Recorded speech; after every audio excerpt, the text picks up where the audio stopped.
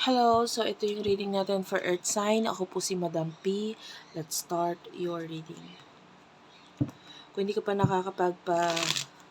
like or subscribe dito sa ating video o sa ating channel, ma-appreciate ko kung magsusubscribe kayo, magla-like kayo sa video na to, or i-hit ninyo yung notification bell. What do we have here for Earth Sign?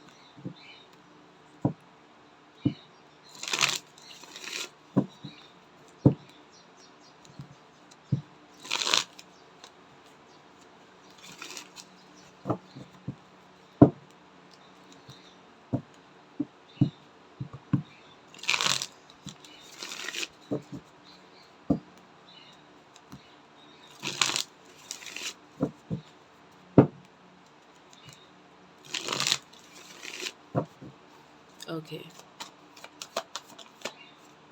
Three of Pentacles.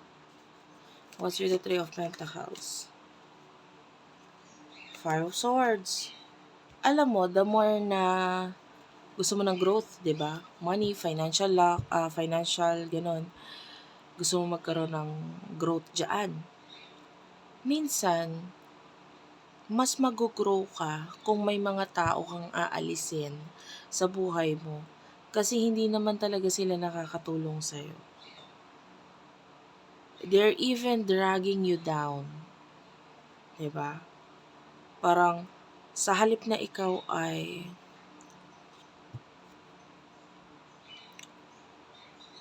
magkaroon ng growth, maging successful, magkaroon ng achievements, unti-unti kang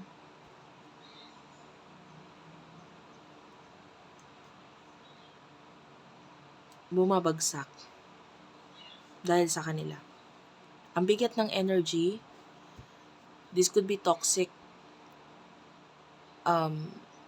friends, katrabaho, kapamilya, na kahit anong gawin mo, yung iba sa inyo hindi makapagsalita, 'di ba? Kasi gagawin mo lang kung ano yung mga tuloy-tuloy lang. But then, alam mo yung mga nasa isip mo and alam mong hindi na ito talaga healthy for you. So, with the Five of Swords, you have to do something. Kung gusto mo ng changes, gusto mo ng growth, kailangan gumawa ka ng pagbabago regarding sa connection mo dito sa mga taong to. Yung iba umalis na sa buhay niyo yung mga taong ito, or nakaalis na, hindi na ganun yung connection, pero iniisip ka pa rin nila kung paano yung naging influence mo sa kanila. Alam mo yon, so iniisip ka nito mga taong to.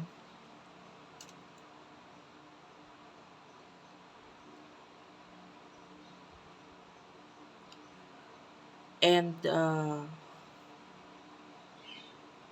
part of you is you don't care or wala ka nang pakialam doon.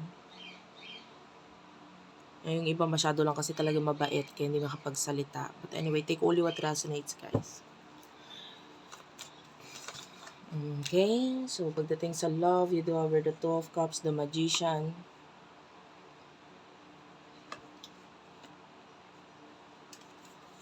The Hermit, this is Virgo energy. Nakakita tayo ng love or relationship. May love naman eh. Kaya lang, may dishonesty din.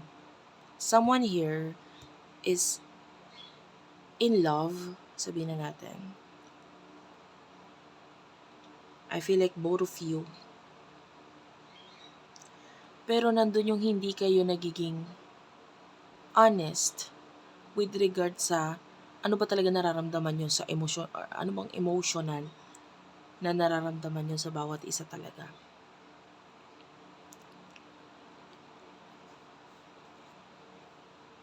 Yung iba, kung ito ay, kasi may relationship yung iba dyan with the Two of Cups, partnership relationship.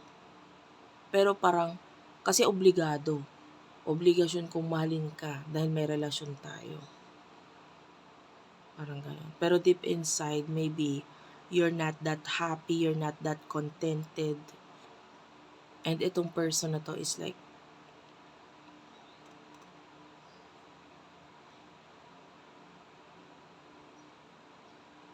I feel like continuous na nauuto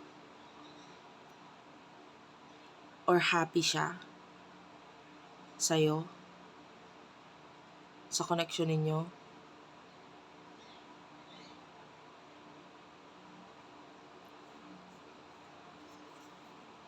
Okay, emotions, spirit guides, angel guides. Eight of Pentacles, Eight of Cups, the Seven of Wands, Nine of Pentacles, and the Five of Wands. Unfortunately, itong person na to, hindi ka niya hahayaan na mawala. Hindi ka niya hahayaan na mapunta sa iba. Hindi ka niya hahayaan na magkaroon ng pag-alis, like with the Eight of Cups, you're thinking about the future, and with the Eight of Pentacles, wala ko naman, hindi ko man nakikita na iniisip mo yun or ginagawa mo yun.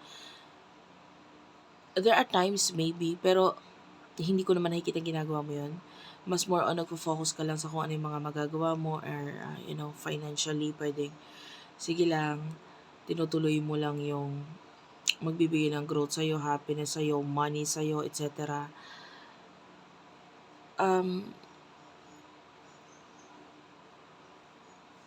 Pero honestly nakukulangan ako sa love sa side mo din. Yun nga, parang mas nakukuha natin kasi obligado ka magmahal sa kanya. Obligado ka na ituloy yung relasyon. Kasi wala ka ng choice. Itong Seven of Wands, itong energy ng person mo, akin ka. Akin ka lang. Hindi ako papayag na makuha ka ng iba. And this person is really like obsessed, or sabihin na natin, lagi siya nakabantay, nakaantabay sa'yo, and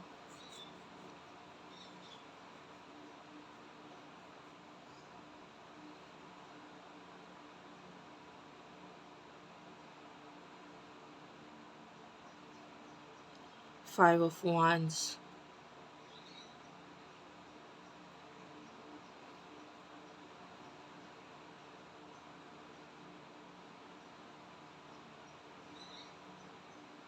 May galit ako nararamdaman. I don't know why. I-clarify lang natin what's with the Five of Wands. Two of Pentacles. Pwedeng may kinalaman sa upbringing or kung paano siya pinalaki. Kung paano siya lumaki. Parang ganun. Kasi hindi siya satisfied sa kung ano yung kinalabasan niya ngayon. Kung ano siya ngayon. Parang part of this person, may kulang sa akin eh. Ganito sana ako, ganyan sana ako. Parang may ganun. Parang may mga pangarap siyang hindi niya na-achieve. And it is because feeling niya malaki yung naging influence or malaki ang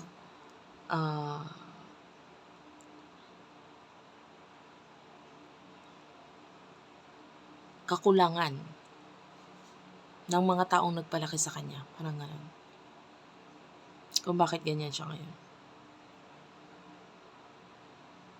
And, nafe-feel niya yung feeling niyang hindi ka kontento sa kanya.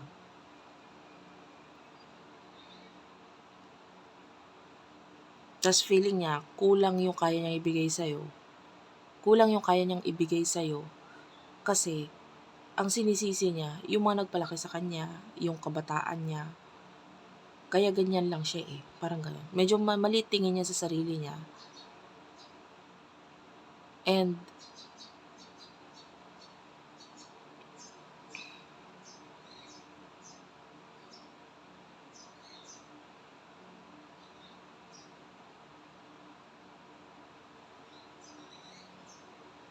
nakakita tayo ng immaturity dito sa person na to.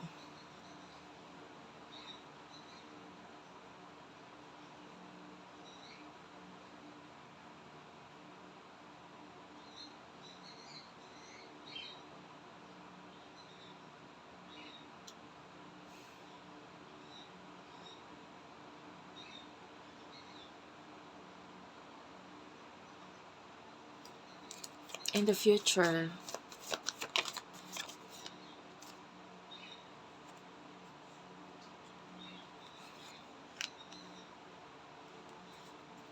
the Fool,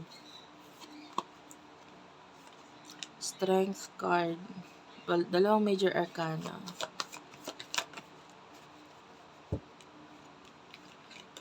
Nine of Wands, and the Hierophant. Okay, tatlong major arcana. Bottom of the deck is the Ace of Wands, Ace of Pentacles.